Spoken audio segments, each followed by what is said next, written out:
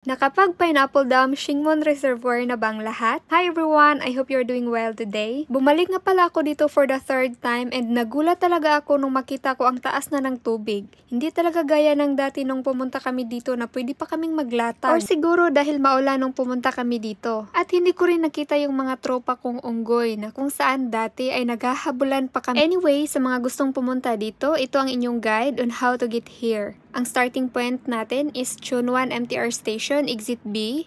Paglabas niyo sa Exit B1, ay may makita kayong bridge, just walk straight. And pagdating niyo sa dulo, ay may makikita kayong hagdan pababa sa my left side.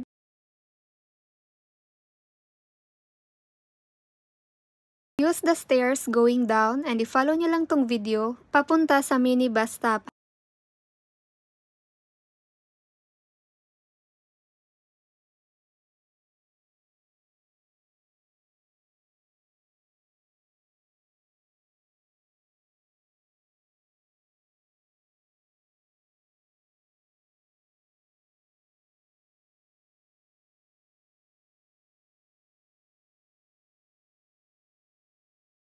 Hanapin ang minibus number 82, nasa 6 point something Hong Kong dollars ang pamasahe at nasa 10 minutes naman ang journey.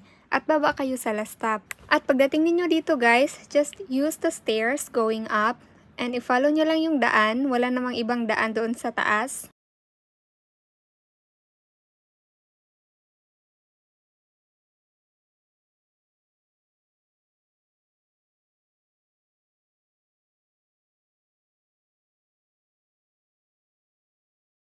Guys, I'm sure hindi kayo maligaw dito kasi wala namang ibang way.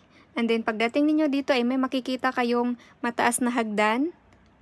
And then sa pinakadulo niyan is may kalsada. Just turn to your right.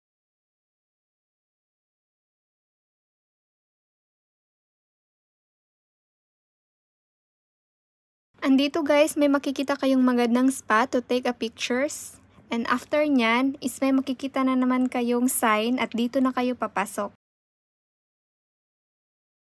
At yan lang guys, thank you so much for watching and see you in my next adventure and follow for more.